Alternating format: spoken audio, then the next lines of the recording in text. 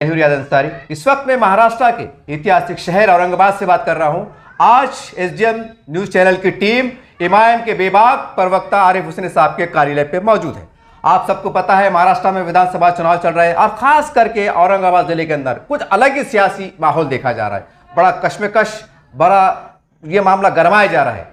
अब हालात क्या चल रहे हैं, आरोप लग रहे हैं, बहुत सी बात हो रही है। हम तमाम बातों का अहाता करने की भरपूर कोशिश करेंगे। सर, हमारे चैनल में आपका स्वागत है, खैर मकदम है। बहुत सर, पहला सवाल ये है, औरंगाबाद की अगर मैं बात करूं, इम्तियाज जलील साहब पर बेपनाह एक इस्लामाबाद की बौछार चढ़ रही है। बीजेपी के एजेंट कहा जा रहा है, मांडोली प्लेयर कहा जा रहा है, पैसे लेने देने की बात हो रही है। और ये मैं नहीं कह रहा हूं साहब, ये तो चल रहा है, ऑन कैमरा चल रहा है। क्या कहेंगे इसके पर आप? अच्छों को बुरा साबित करना दुनिया की पुरानी आदत। क्या बात है। कौन है वो लोग इल्ज़ाम लगाने वाले? बहुत दूध के धुले हुए हैं क्या? कौड़ों के भाव में बिकने वाले ये लोग, अपने ज़मीर को मुर्दा कर लिए जिन्होंने, कौम और मिल्लत के सौदे कर रहे ये लोग इम्तियाज़ जलील साहब जैसी शख्सियत पर दागदार करने की कोशिश करेंगे, उनके किरदार कशी करने की कोशिश करेंगे। बताइए मेरे को, ऐसा कौन सा मसाइल और ऐसे कौन से इश्यूज़ थे उम्मत मुस्लिमा के जिसको इम्तियाज़ जलील साहब ने पूरी ईमानदारी से असेंबली के अंदर और पार्लियामेंट में नहीं उठाया? बेगर्ज हर इशू को उठाया। कौम और उम्मत का तो छोड़ दो, आपने किसानों की बात को उठाई, आपने वृद्धाओं की बात को उठाई, आपने महिलाओं की बात को उठाई, आपने बुजुर्गों की बात को उठाई। ऐसा कौन सा इशू जिसमें ईमानदारी से उन्होंने क़यादत नहीं की? और जो लोग आज इल्ज़ाम तराशी, बहतान तराशी कर रहे हैं, कौन है ये लोग? सब आपकी के पार्टी के 10 साल काम, 10 साल आपके साथ में रहे साहब। हमको बुरा कहने वाले लोग अपने गिरेमान में अगर मुंह डालेंगे तो बड़े बेआबरू हो जाएंगे। खुद से उनको घिन आने लगेंगे, खुद से शर्म महसूस होने लगेंगी। इम्तियाज़ जलील साहब का किरदार पूरा बेदाग, इम्तियाज़ साहब की क़यादत बेदाग, इम्तियाज़ साहब का कहना खुली किताब। तो इम्तियाज़ साहब ने जो भी क़यादत की, ईमानदारी से क़यादत की और बिल्कुल मैं तो कहूँगा नेक नियती से और दयानतदारी से की। लेकिन साहब उनके ऊपर आरोप इस तरह से भी लग रहे हैं कि साहब जो है तो फडणवीस साहब का फ़ोन आता है तो एक किस्म उठा लेते हैं। ये मैं नहीं कह रहा हूँ, ये चल रहा है। देखिए, इस प्रदेश के उप मुख्यमंत्री देवेंद्र फडणवीस साहब, इस प्रदेश के आप वज़ीर दाखिला जी, होम मिनिस्टर जी और गृह मंत्री हैं जी। और अगर उनसे किसी इशू पे बात हो जाना या उनका इम्तियाज़ साहब से बात हो जाना, अच्छा तो ये क्या जो लोग को मालूम है 2 बेल पे उठती और 3 बेल पे उठती, तो इम्तियाज़ साहब की वो बांदी है क्या, रुदाली है क्या, सखी है क्या, सहेली है जो 24 घंटे चिपकी हुई रहती, उसको मालूम 2 बेल में उठ रहे, 3 बेल में उठ रहे? ये सब कहने के मंतक वाली बातें हैं। लेकिन देखो, प्रदेश का अगर मुख्यमंत्री रहेगा, प्रदेश का अगर वज़ीर दाखिला रहेगा, प्रदेश का अगर कोई वज़ीर तवानाई रहेगा, प्रदेश का अगर कोई मिनिस्टर रहेगा, तो आप विपक्ष में रहने के बाद या आप अगर एमएलए है या आप किसी संवैधानिक पद पे है, तो इनसे मिलके ही तो आपके काम होंगे, बिल्कुल से मिलके छूंगे ना काम। सरकार में साहब अब ये कौन से नौसिखे लोग आ गए कि नई नई बातें कर रहे हैं कि उनको अरे उनसे क्यों मिले, अरे इनसे क्यों मिले? हम जमहूरी मुल्क में रह रहे हैं जी, संविधान के अधीन है हम, बिल्कुल सही। और जितना भी काम चलता है हुकूमतों का तो सब संविधान के अंदर चलता है, सब डेमोक्रेटिक तरीके से चलता है। विपक्ष के पूरे काम डेमोक्रेटिक तरीके से चलते हैं। उस माध्यम से अगर इम्तियाज़ साहब ने बात की, इम्तियाज़ साहब ने काम करा के लिए, कौन सा गुनाह है? आप भी अगर रहेंगे तो आपको भी यही करना है, मैं रहूँगा तो मेरे को भी यही करना है, इल्ज़ाम लगाने वालों को भी यही करना है। लेकिन साहब डॉक्टर गफर खादे साहब, उनके जो समर्थक है, चाहने वाले हैं, ये बात गश्त कर रही है कि भाई जो बंदे ने 10 साल खिदमत अंजाम दिया, रुपया पैसा खर्चा किया, अपना वक्त लगाया, और उनके एक बड़े सहानुभूति के क्या बोलेंगे अल्फाज बड़े थे, जिसको हम कह सकते हैं कि भाई मेरी ज़िंदगी का आखिरी लेशन है, तो क्या बेहतर उनको दे दिया जाता? ऐसा उनका समर्थक को कहना। देखिए, सबसे पहली बात तो आप राष्ट्रवादी कांग्रेस में थे जी, राष्ट्रवादी कांग्रेस से 2014 में इनको टिकट नहीं मिला तो आप एमआईएम के पास आए उस वक्त 2014 में। अब जो आज इतनी दुहाइयाँ दे रहे, तो अब मैं बहुत सारी बातें खोलूंगा तो लोगों को बुरा लग जाएगा, क्योंकि हमारा सवाल है साहब, मेरी आदत है सच बात करने की। 2014 में इनको टिकट किसने बेचा? बेचे? हमसे पूछिए ना, जो कह रहे कि मैंने बहुत काम किया, मैंने तो पैसे, भाई आपने खरीदो फरोख्त कर, आपने पैसे भेजा, खर्चा करे, आप उसके जवाबदार हैं। और जैसे पार्टी को कोई पैसा नहीं लगाया, पार्टी को कोई पैसा नहीं लगाया तो खुलेआम करे साहब। गलत गलत गलत, बिल्कुल गलत। हर बार कंट्रीब्यूशन हुआ है पार्टी के नाम पे, हर बार कारपोरेटर्स के अंदर हिस्सा लिया है। आपने भी लिया ऐसा?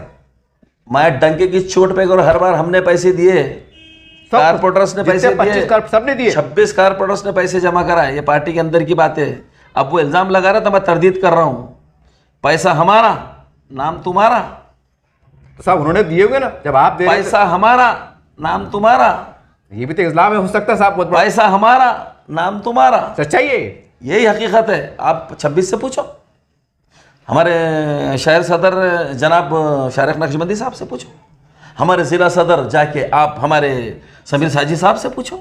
जी देखिए, आप तंजीम के अंदर हैं जी, और तंजीम को अगर ठीक है, हमारी तंजीम के पास में उतना वसाइल नहीं है, माल ज़र उतना नहीं है जी, तो हम लोगों की मदद से एक दूसरे को लेके ही चलते हैं। इसी तरीके से चलता है कारोबार, इसी तरीके से चलता है। लेकिन वो जो कह रहे हैं कि पार्टी मैंने चलाया, पार्टी को मैंने लगाया, सब झूठ, और कोई पार्टी का काम नहीं हुआ।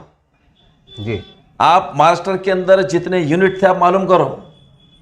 आज हम बोलेंगे तो बुरा लग जाएगा जी, लेकिन गलत बयानबाजी मत करो। 2 बार आपको मौके दिए जी, इसी पार्टी ने, आपको शोहरत दी, आपको इज्जत दी, जी, आपको शोहरत की बुलंदियों तक पहुंचाया इसी पार्टी ने। जी, वरना मैंने 2 इलेक्शन लड़ा, 2 इलेक्शन हारा मैंने। जी, मैं अपक्ष लड़ा, मैं आज़ाद लड़ा, लेकिन जब पार्टी का टिकट मिला तो हमारी क़ुव्वत बढ़ी, हमारी ताकत बढ़ी, लोगों का इत्तेहाद मिला, कामयाबी मिली। तो देखिए, जब तक पार्टी में थे तो हम दूध के धुले हुए थे, और पार्टी से हटने के साथ ही पार्टी कैसी बुरी हो गई, लोग कैसे बुरे हो गए। जी, अभी जो इतने इल्ज़ाम लगा रहे हो इम्तियाज़ जलील साहब पे, जी, जी, पार्टी के लोगों पे, 3-4 महीने पहले इम्तियाज़ जलील साहब के ऑफिस के ऊपर मीटिंग हुई, जी, बड़े बगलगिर हो रहे थे आप। हम तो अंदर से दोनों एक हैं, हम तो ऊपर से दिखाते, हम तो राजकारण करते। इनके अल्फाज है, पूछो इनसे अगर मैं गलत कह रहा हूँ। ये बात हुई थी। अरे भाई, पूरे लोग मौजूद थे वहाँ, मैं गलत बात क्यों करूँ। जब तब सियासत कर रहे थे कि अब सियासत कर, जी, तब सच बोल रहे थे कि अब सच बोल रहे।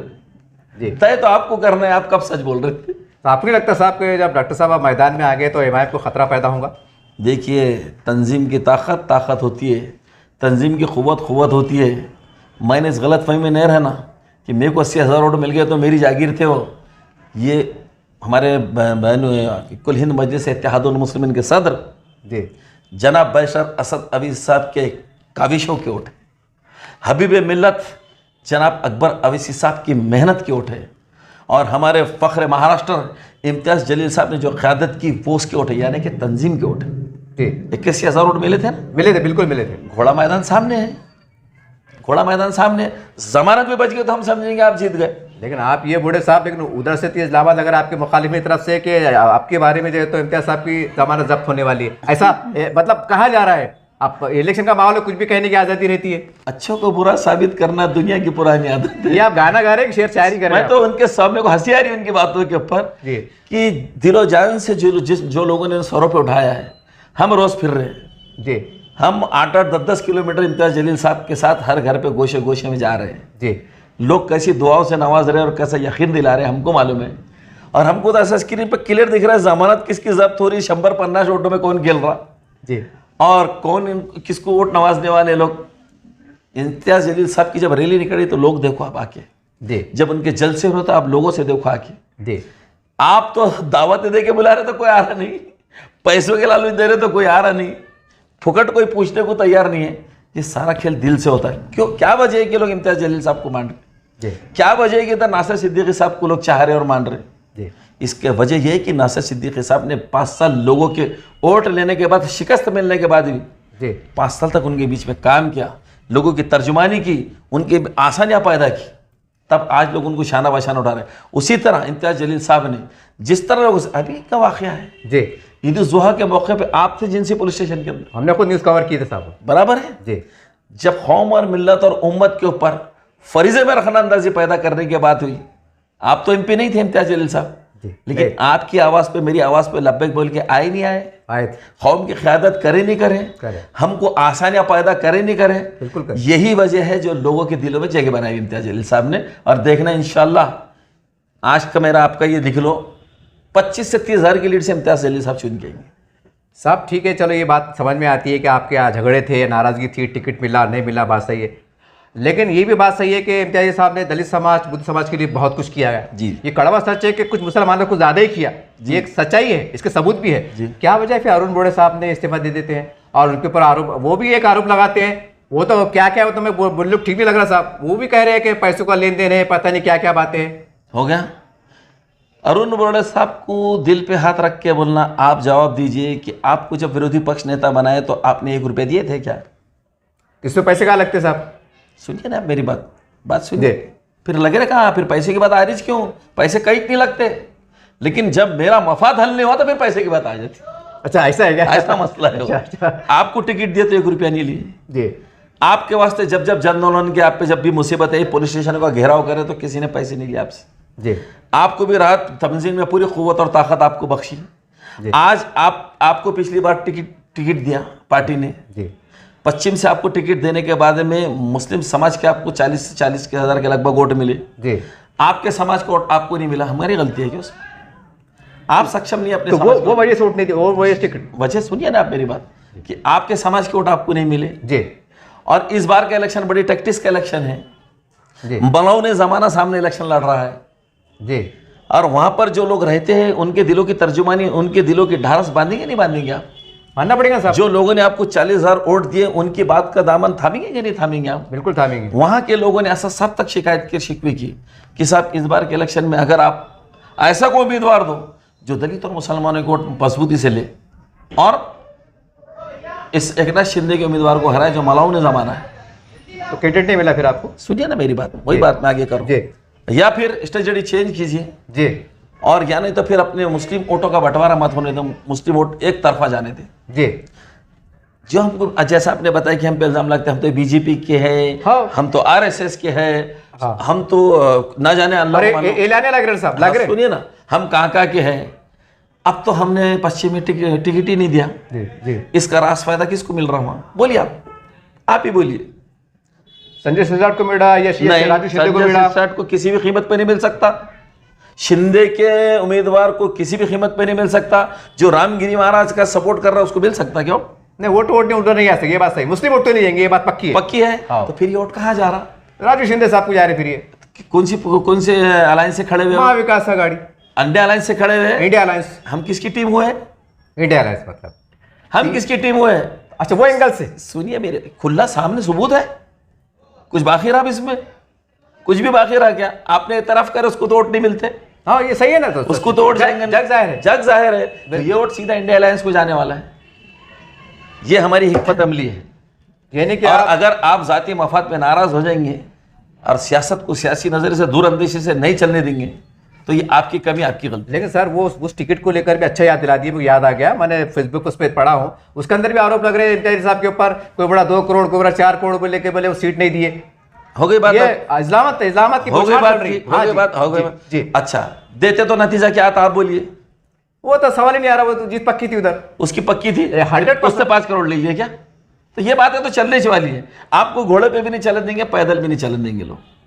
अगर सबूत है तो सामने लाओ, अगर कोई पुरावा है तो बिल्कुल सामने लाओ, और नहीं है तो किरदार कशी मत करो। मतलब साहब, ये आपकी बात से एक बहुत बड़ा, एक मैं समझता हूं कि मैं खासकर दर्शकों से कहूंगा कि बहुत बड़ी ब्रेकिंग न्यूज है कि सेकुलर वोटों का बंटवारा ना हो। एक हिकमत अमली के साथ ये साहब की गवाही है, एक शहादत है, और ये मामूली शख्सियत नहीं, प्रवक्ता है। नोट कीजिए इस बात को। बिल्कुल सही बात। दूसरी बात ये है कि आप पूरा घमासान तेज हो रहा है, कई मुसलमान खड़े हुए हैं, सारी बात है, और खाद्दा साहब ने कहा कि भाई बीजेपी के इशारों पे खड़े हुए हैं, और वो लोग कह रहे हैं कि भाई हमारा जमहूरियत है, डॉक्टर बाबा साहब ने हमको अधिकार दिया है। अब क्या जवाब देंगे आप? अधिकार यही रह जाता क्या? अधिकार यही दिखता, हक यही दिखता, कहा जा रहा फिर? अरे भाई, तेको तो आंदोलन करने के भी अधिकार दिए ना। हाँ, ये बात सही है। जिनके वोट लेने के लिए आ रहा है, कभी उनके लिए कोई आंदोलन किया क्या? ये खड़े रहने वाले पूछना चाहिए, सवाल ही पैदा नहीं तो उनके लिए ना, वोट कब मांगने आना? अधिकार मेरे को तो मैं कुछ भी करूंगा क्या? मैं क्यों नहीं खड़ा रहा? आप क्यों नहीं खड़े रह रहे? देखिए, जितने लोग खड़े हैं, ये जो कह रहे हैं कि हमको अधिकार है, संविधान ने अधिकार दिया, डॉक्टर बाबा साहब अम्बेडकर के संविधान ने दिया, बिल्कुल सही बात है। अधिकार एक ही जगह गिनता है, मफाद की जगह। जब कौम और मिल्लत के ऊपर परेशानी आती तो वहां तेरे अधिकार कहां चले जाते भाई? जब राहत दिलाने का काम आता, आंदोलन करने का टाइम आता तो भाग जाते। जब एजिटेशन करने का टाइम आता तो ये लोग भाग जाते, जब प्रोटेस्ट काम करने का टाइम आता तो ये लोग भाग जाते, जब पुलिस केसेस होते हैं तो ये भाग जाते, लाठी खाने का टाइम आता तो ये लोग भाग जाते। तो फिर ये लोग क्या सिर्फ बकरीद के लिए पाले जाएंगे? बोलिए ना मेरे को। सर मैं भी समाज में घूमता हूँ, काफ़ी लोग ये कह रहे थे कि भाई जब ये फॉर्म वापस ले, डेट आने से पहले आप इमाम की तरफ से ये लोग घरों पे जाके अच्छे अंदाज से बातचीत करके बिठाने की कोशिश करना की। वो लोग कहना है कि मतलब बाहर से हवाई चढ़ रही है कि भाई हमको इज्जत नहीं दी गई, हमको बुलाया नहीं गया, हमको बिठाया नहीं गया। अंसारी साहब, उम्मत की खातिर इतना गिड़गड़ा गया इनके सामने कि रोने की नौबत पे ला लिए थे लोगों ने। ये जाति मफाद परस्त लोग ये बात करेंगे, ये चंद टुकड़ों में बिकने वाले। आप अगर ईमानदारी से जाके अगर इनका पूरा डाटा निकालेंगे, जिस दिन से खड़े आज तक इनके पूरे व्हाट्सअप कॉल निकालो, इनके पूरे आप कॉल डिटेलिंग निकालो जी। अगर कामगार भवन से इनको अगर कामगार भवन के ऑफिस से कामगार चौक के ऑफिस से अगर इनको नहीं फोन आया तो फिर मेरे मुंह पे थूक के देना। तब बहुत जिम्मेदारी से बड़े आदमी। मैं बोल रहा हूँ पूरी जिम्मेदारी से। फॉर्म किसने भरा, किसकी गाड़ी में फॉर्म भरने को, ये यहाँ तक की बात है। डिटेल है आपके? अरे सारी चीजें सामने आएंगी, भी मंजर आम पेंगी। और देखिए, कौम और मिल्लत के सौदा करने वालों को कौम और मिल्लत ने छोड़ना भी नहीं चाहिए। सियासी तौर पर इनकी वो दुर्गत बनाओ, इनको 2 वोट के लिए मोहताज कर दो। बड़ा सीधा हिसाब लगाया सामने वालों ने कि 15 लोगों को खड़े कर दो। अगर 200 वोट भी काट ले तो कितने वोट कट रहे बताइए मेरे को। 3000 के आसपास चले। और अगर खुदा ना खास्ता 1001 से तुम्हारी हार जीत हो गई तो गए। इनकी तो आज़ादी, इनका संविधान, इनकी बड़ी बड़ी बातें मायने रहने वाली है क्या? ये धंधे कर रहे हो, ये धंधे कर रहे हो। मगर सर एक बात ये भी है कि उनके खासदार साहब के क्षेत्र में, इम्तियाज़ जलील साहब के क्षेत्र के अंदर जो है तो अफसर खान साहब है, हमारे इशाम उस्मानी साहब है, इशाम उस्मानी साहब ने भी जो है तो औरंगाबाद के लिए बड़ी कुर्बानी दी नाम के वास्ते, जेब से पैसा लगाया, सुप्रीम कोर्ट तक गए। तो कहीं ना कहीं मुसलमान उनकी कुर्बानी को नहीं भूल सकता ना साहब। नतीजा बताइए मेरे को कि इससे पहले लोगों ने लड़े नहीं? लड़े नहीं कि इसके पहले लोगों ने माले जर लगाए नहीं? लगाए ना। एक आदमी तनहा लड़का नहीं होता। आपने किसी मफाद के लड़े तो इस इलेक्शन के लिए लगाए थे क्या? बोलना था खुल्ला कि हमें पैसा लगा रहा, मैं अगला इलेक्शन लड़ूंगा। मेरे को लोगों ने, लेकिन उन्होंने तो पार्टी को इस्तीफा दिया है साहब। अरे भैया तो क्या हम पे एहसान करे क्या? आप हमसे पूछ के थोड़ी गए थे कांग्रेस में? अच्छा। हमसे पूछ के गए थे क्या? ना हमसे पूछ के आपने इस्तीफा दिए। कुर्बानियाँ सबने दी, जो हमारी असीम कुर्बानियाँ हैं उनकी तो खातिर में भी नहीं रहती वो कुर्बानी। जो हमने एजिटेशन चलाए, जो हमने प्रोटेस्ट चलाए, जो हमने आंदोलन छेड़े और जो मुसलसल जारी रहा और हर तरीके से लड़ा हमने। आप देखिए, कुर्बानी नहीं बोलना, कुर्बानी का अजर मिलता जी। आप मुआवजा मांगने के लिए आए हुए जी। अब मुआवजा मांगने के लिए आए तो इसका मतलब आपने कुर्बानी दिए नहीं, सिर्फ आपने सौदेबाजी करे। फिर दूसरे उम्मीदवार ताकत अफसर खान साहब, उन्होंने किराड़पुड़े के अंदर जो है तो 82-100 के आसपास लोगों की जमानतें लेने में उनका रूल रहा। देखिए, वो भी तो कहीं ना कहीं मुसलमान भुला नहीं सकते ना। अंसारी साहब, लोगों को जेलों से छुड़ाने की बात मैंने बहुत बार सुन लिया, हमने बहुत देर के दुबका ले। ये हमको नहीं सिखाने नौटंकियाँ किसी ने। अगर इस शहर के अंदर मोहसिन को, मुखिद लोगों को, जेल में बंद लोगों को, जी, सलीम कौम से बड़ा तो मेरे को नहीं लगता इस शहर के अंदर कोई होगा। जानते हैं आप सलीम कौम? पहचानता हूँ साहब, वाइट ड्रेस में रहते हमेशा, मैले कुचेलर लिबास। औरंगाबाद में उनसे बड़ा कोई हो सकता क्या? ने नाम कुर्बानी मैंने देखा भी उनको। उसकी अजीम कुर्बानी थी, जो बेचारे ने कौम और मिल्लत से कभी मुआवजा नहीं मांगा, छोड़ दिया सब अजर पे, सलीम कौम ने। उसके बाद इस शहर के अंदर मैंने देखा अकबर पटेल, मरहूम अकबर पटेल, शहीद अकबर पटेल साहब, जी, हजारों लोगों को छोड़ा है। कभी इंतखाब लड़े क्या उन्होंने? कभी 2 वोट मांगने को कौम के सामने आए क्या? तो ऐसे कई लोग हैं जिन्होंने कौम और मिल्लत की मदद की जी, लेकिन कभी कौम और मिल्लत से वोटों की शक्ल में मुआवजा नहीं मांगा जी। और जो मुआवजा मांगते हैं उन्होंने अजर की बात नहीं करना।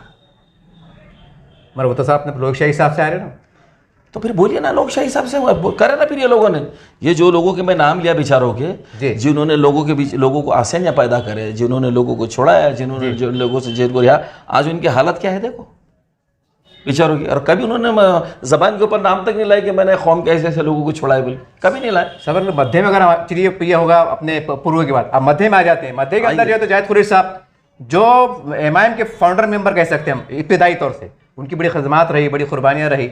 और जो भी उनका एक वंचित बहुजन आघाड़ी, प्रकाश अम्बेडकर साहब का जो मामला रहा, वो अपने हुजूर शाह सल्लम के जो बिल को लेकर मुसलमान और ख़ास बार औरंगजेब रहमतुल्लाह अलैह की बारगाह में गए, वहाँ पर बेबाक तरीके से बात किया, उनका दिफा किया। तो कहने का मुसलमान इस बात को फरामोश कैसे कर सकेगा? देखिए, ये बात जो है ना, हम कई दिन से उठा रहे हैं कि माइनॉरिटीज़ के प्रोटेक्शन का एक बिल बनना चाहिए, एक कानून बनना चाहिए। जी।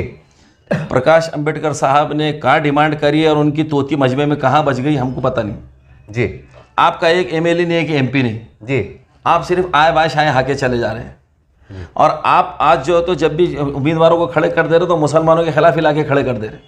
जी बराबर है। पार्लियामेंट के इलेक्शन की इनकी पूरी स्ट्रेटेजी आप देख लो, असेंबली इलेक्शन के अंदर की पूरी स्ट्रेटेजी आप देख लो। तो ठीक है, आप अगर औरंगजेब रहमतुल्लाह अलैह की आपने बात की है, जी भाई वो अजीम बादशाह गुजरे जी। हैं, वो तकवा गुजार थे, जी। वो मुत्तकी परहेजगार थे। किसको इस बात से बाहर है, किसको इस बात से बाहर है? जी और ज़रूरी नहीं है कि हम कैमरे लेके नहीं जाते। जी आपको क्यों जरूरत पड़ी कैमरे लेके जा रहे हैं आप औरंगजेब रहमतुल्लाह अलैह की मज़ार के ऊपर, फिर वहाँ से निकल के बयानबाजियाँ कर रहे हैं? जी अगर दिल से चाहते तो कीजिए। जी और हमारे पास तो सालेहीन और जितने भी बुजुर्गान दीन है, ये सबका बड़ा ऊंचा मर्तबा है, किसको इनकार है इस चीज़? लेकिन साहब आप थोड़ा पर्दी जैसा साहब तरफ आ जाते हैं कि उन्होंने भी जो तो ईदगाह के लिए 1 करोड़ का फंड लाए और काफ़ी मेरा समझता हूँ सैदा कॉलोनी के अंदर 2-4 बड़े बड़े रोड को बनाने में उन्होंने अपना ताउन दिया। तो आप मुसलमान कहीं ना कहीं थोड़ा बहुत तो सोचेंगे ना? नहीं, देखिए ख़ास बात क्या है मालूम क्या है कि ओल्ड सिटी के अंदर जी चाहे प्रदीप जायसवाल साहब हो या अतुल सावे साहब हो, जी इन्होंने काम करने के साथ में जो है तो बहुत बड़ा भेदभाव करे। वो तो काम करे बड़े ना, 1 करोड़ ईदगाह फंड लाए बड़े साहब। तो जाइए फिर आप चौश कॉलोनी के अंदर का काम किसने करा देखिए, जाके देखिए आप सईदा कॉलोनी के अंदर काम किसने किया देखिए, जहांगीर कॉलोनी के अंदर काम किसने किया देखिए, रसूल में काम। ये मैं प्रदीप जायसवाल साहब के क्षेत्र की बात कर रहा हूँ। जी। क्या वजह है कि फिर बारूदगर नाले के आसपास काम नहीं हुआ? क्या बात है कि बुढ़ीलैंड के अतराफ के वार्डों में काम नहीं हुआ? वो उन्नति के, वो डेवलपमेंट के काम क्यों नहीं हुआ जिसकी हमको जरूरत है? और ठीक है, उसी के साथ साथ बताओ उनको कितने मुसलमानों को रोजगार दिलाया आपने, बताओ आपको कितनी कल्याणकारी योजनाएं माइनॉरिटीज के लिए लाया आपने।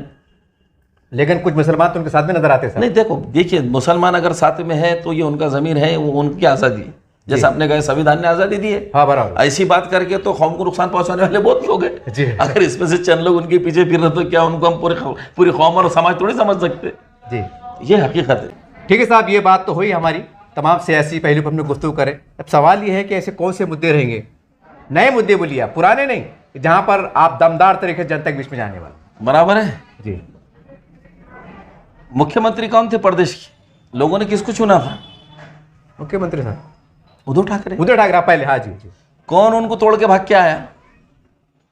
सबको पता है। बीजेपी ने एकनाथ शिंदे को तोड़ के लाए ना। जी। किस मकसद के लिए लेके आए? अब कई मकसद है साहब उसके अंदर। नहीं, प्रदेश की बहुत उन्नति होंगी, हाँ। हिंदुत्व मजबूत होगा, ये बातें थी ना। बिल्कुल थी। प्रगतिशील महाराष्ट्र होगा, बिल्कुल। घंटा करे घंटा, पूरा भ्रष्टाचार करे।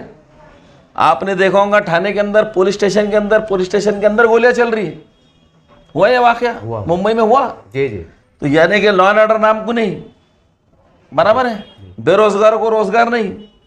जी। और महाराष्ट्र के अंदर जो बड़े बड़े उद्योग आए थे, जी जो बड़े बड़े उद्योग 9 से 10, अगर ये उद्योग महाराष्ट्र में लग जाते तो हजारों नौजवानों को महाराष्ट्र की नौकरियां मिलती थी, कारोबार मिलता था, रोजगार मिलता था। जी।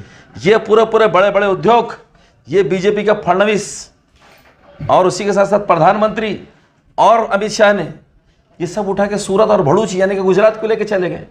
कोई बोलने वाला नहीं इसके ऊपर, मुंह खामोश। क्यों? तो हमने गद्दारी करके हुकूमत बनाए, हमको सत्ता में आना था। फिर महाराष्ट्र के वोट ये किस मुंह से मांग रहे बीजेपी और एकनाथ शिंदे वाले? अरे महाराष्ट्र को तो तुमने बेरोजगार करके छोड़ा, महाराष्ट्र को उद्योग तो पूरा तुमने बाहर लेके चले गए। ये सारे इश्यूज हमारे पास मौजूद है जिसके ऊपर एमआईएम पार्टी इलेक्शन लड़ने वाली है। प्लस जितने पिछड़े हुए लोग हैं, जितने किसान हैं और जितनी महिलाएं हैं उनको सुरक्षा की बात करना है, जितने नौजवान हैं उनको रोजगार की बात करना है। और ख़ास तौर से मुसलमान लड़के और लड़कियों की बात है कि जब वो केजी से अगर एजुकेशन अब्रॉड तक पढ़ना चाहते हैं तो उनको स्कॉलरशिप मिलनी चाहिए। ये हमारी पहली डिमांड है। इन इश्यूज़ के ऊपर हम इलेक्शन लड़ने वाले। देखिए साहब, जैसा आपने सरकार की बात की, उन्होंने लाडली बहन है, लाडला भाऊ है, लाडला जवई है, लाडला सास है, पता नहीं कितनी कितनी योजना लॉन्च करे, वो भी तो देखना पड़ेगा ना। कोई योजना लॉन्च नहीं करे उन्होंने। 4 साल में जब चुन के आए और जब ये बन गए तो आपस में इनकी रस्साकशी चलती रही। फडणवीस साहब का मुंह इतना सा होगा था जब मुख्यमंत्री एकनाथ शिंदे को बनाए तो जी। इनको तो सबको सत्ता हाथ में होना था भाई, जनता की किसको फिक्र पड़ी थी? जी। देखिए एक ही बात मैं आपके सामने कहता हूं, प्रधानमंत्री ने एक झूठी बात कही थी जी। एक झूठा नारा दिया था जी कि मैं 2022 तक पूरे किसानों की इनकम को दुप्पट कर दूंगा। जी बराबर बराबर उठाए थे आवाज। उसके लिए उन्होंने अशोक दलवाई कमेटी बनाई थी जी। अशोक दलवाई कमेटी ने पूरी रिपोर्ट इनके पास सादर कर दी। 2022 तक पूरे किसानों की हमारे जितने जी, खासतौर से मैं महाराष्ट्र की बात करूंगा जी, उनकी आय उनकी इनकम दुप्पट हो जाना चाहिए था। जी। फडणवीस साहब और एक नाथ शिंदे साहब, लाडली बहनों को 1500 की जरूरत नहीं है, घर में बैठे हुए नौजवान को रोजगार होना चाहिए, किसानों की इनकम दुप्पट होना चाहिए थी जी। इसके प्रस्ताव अगर तुम मुख्यमंत्री प्रधानमंत्री तक लेके जाते तो हम भी मानते थे तुम कुछ काम करने की कोशिश कर रहे। जी। जो वादे करते वो काम नहीं करते, जो बातें करते बकवास करते। इन मुद्दों के ऊपर इलेक्शन होने वाला है साहब। लेकिन कल ही मैं शहर में घूम रहा था, लोगों ने कहा कि खासदार साहब ने बड़ी बोले शान के साथ जो तो घर की योजना का मुद्दा उठाए थे, पार्लियामेंट में उठाए थे। आज तो कोई उस पर आवाज उठाने को यार। देखिए वो योजना पिछले उस वक्त के 2000 कौन सा वक्त है मेरे को ध्यान में, 22 या 23 की बात है जी। जी। ये योजना लैप्स हो रही थी जी। यानी कि खत्म हो रही थी जी। इस योजना को अगर किसी ने जिंदा करा तो एमपी इम्तियाज जलील, सैयद इम्तियाज जलील साहब जी। पूरे यहाँ से ऑफिसर, जिम्मेदार ऑफिसर्स को दिल्ली लेके गए। आपको मालूम है बात? अब पेपर में भी आया पूरा डीपीआर तैयार करा। ये योजना खत्म नहीं होती, ये जिंदा है योजना, जी। सिर्फ डिले हो रहा है। लेकिन जितने भी लोगों 40 से 54 हज़ार लोगों को घर मिलना ही मिलना है जी। ये काम इम्तियाज जलील साहब ने किया हुआ है और इंशाल्लाह इसका फायदा लोगों को मिलेगा। सर ये आखिरी सवाल है मेरा, आज आपके मुखालिफिन बोलिए जो भी है, क्योंकि राजनीति का माहौल है, सियासी माहौल जो यहाँ का पारा बढ़ा हुआ है, लोग कह रहे हैं कि भाई इम्तियाज साहब से कट पेंगे, कोई सड़ पेंगे, ऐसी तरह की अफवाह गर्दिश करी। कैसा देखते हैं आप इन बातों को? देखिए इम्तियाज जलील साहब ने आमदार बनने के बाद, खासदार बनने के बाद में आज आप और हम जो बगैर लोड शेडिंग के हम इलेक्ट्रिसिटी यूज़ कर रहे, इम्तियाज जलील साहब की बदौलत धरने आंदोलन करे, जी जी, केस आंग पे लिए, उसी के साथ साथ रास्ते टूटे हुए थे, उसके लिए धरना आंदोलन रेलवे स्टेशन पे रोक के पूरे रास्ता रोके थे, बिल्कुल बिल्कुल, केसेस आंग पे लिए, शहर के रास्ते दुरुस्त कराए। पानी के लिए कई बार आपने देखा हमने जो तो आंदोलन करे, केसेस आंग पे लिए। वक्फ बोर्ड की जगह के ऊपर क्रांति चौक पर एक बहुत बड़ा धन्ना सेठ अतिक्रमण कर रहा था, उसको उखाड़ के फेंट के वक्फ बोर्ड का नाम प्रॉपर्टी पे लेके आए, केसेस हमारे आंग के ऊपर हुए। ये प्रोटेस्ट और पूरे आंदोलन इम्तियाज साहब के लोगों के सामने। देखिए इम्तियाज जलील साहब ने जब ये तस्लीमा नसरीन मलौन ज़माना जी औरंगाबाद को जब आई थी, तो आज जितने लोग सामने खड़े, जितने लोग इल्ज़ाम लगा रहे, इनसे पूछो ना भाई कि आपकी जिम्मेदारी नहीं थी क्या? जी, आपका समर्थन था क्या तस्लीमा नसरीन को? पूरे शहर को मालूम था कि वो मलौन ज़माना शहर में आ रही है, उसको प्रोटेस्ट करने के लिए, एहतजाज करने के लिए सामने क्यों नहीं आए? इम्तियाज जलील साहब को आगे आना पड़ा, नासिर सिद्दीकी साहब को आना पड़ा, फिरोज खान को आना पड़ा, आरिफ हुसैनी को आना पड़ा, पूरे एमआईएम के कारपोरेटर्स को आना पड़ा, एमआईएम के लोगों को आगे आना पड़ा। जी, फॉर्म भरने को ये लोग आ जाते हैं। उसके बाद में आपने देखा होगा रिजर्वेशन के ऊपर एक आंदोलन छेड़ा गया था जी, औरंगाबाद से लेकर तो मुंबई तक हमारा प्रोटेस्ट चला। बिल्कुल, मैं भी खुद था उसके और अंदर। खुली बात यह है कि कोई पार्टी के बैनर के नीचे नहीं था, जी, तिरंगा रैली निकाले थे, बेशक, कोई साथ में नहीं आया। जी लेकिन हमने हमारी लड़ाई लड़े मुंबई तक गए। उसी के साथ साथ अभी जो कथाकथित वाचक जी, जी, वो ढोंगी बाबा, जी, जिसको खास तौर से ये इलेक्शन को पोलराइज करने के लिए उसके मुंह से मेरे नबी के ताल्लुक से गलत बोलने लगाया गया जी, और उसी के साथ साथ में वो छिछोरे छोकरे, वो नीतीश राणे जी। के, नारायण राणे के, जी, बदकलामी करने वाले बिल्लाश थे, जी, तो ये लोगों को खास तौर से छोड़ा गया। लेकिन देखिए जब रामगिरी महाराज ने जी, जब हतक आमेज कलमात का इस्तेमाल किया, जी, जब उसने गुस्ताखी की, जी, 1 महीने तक हम लोग सिर्फ इस इंतजार में बैठे रहे कि कभी तो कांग्रेस के कोई लीडर सामने आएंगे, कभी तो राष्ट्रवादी के लीडर सामने आएंगे, क्योंकि तो हमने पार्लियामेंट में उनको वोट दिया ना भाई। जी, शिवसेना के आएंगे, मजम्मत करेंगे, कुछ तो कानूनी तरीके से 52-56 FIR हुई हुई, कोई तो आगे आके कहेंगे कि इसको गिरफ्तार करो, बल्कि कोई नहीं आया, कोई नहीं आया सामने। जी, 1 महीने के बाद में इम्तियाज जलील साहब को प्रेस कॉन्फ्रेंस लेना पड़ा। जी, प्रेस कॉन्फ्रेंस लेके इस मर्द मुजाहिद इम्तियाज जलील ने जी, 5 दिन का टाइम महाराष्ट्र हुकूमत को दिया कि 5 दिन के अंदर कथावाचक गुस्ताख रसूल को गिरफ्तार करो। उसी के साथ साथ वो राणे का छोकरा नितेश राणे, क्या नाम है उसका, उसको गिरफ्तार कर लो, और अगर नहीं करेंगे तो मैं, जमहूरियत ने मेरे को आज़ादी दी है और ये जमहूरियत का तकाज़ा है कि मैं एहतजाज करूँ, क्योंकि तो मेरे नबी के ताल्लुक से गलत कहा गया है। जी, मैं औरंगाबाद से लेकर तो मुंबई तक एहतजाज करता हुआ चलाऊंगा। जी, फिर लॉ एंड ऑर्डर का क्या होता है और कहाँ टूटता है और कहाँ बनता है, जी, इसकी परवाह करे बगैर मैं हज़ारों लोगों को सड़कों पे उतार दूंगा, लाखों लोगों को सड़कों पे उतार दूंगा। सबको मजाक लगा। जी, इम्तियाज जलील साहब ने जो कहा वो करके दिखाया। जी, क्या एहतजाज करने का हक हमारा नहीं है? एहतजाज होना चाहिए था कि नहीं होना चाहिए था? होना चाहिए था, हुआ। जितने लोग आज खड़े हुए हैं, जी, पूछो इनसे।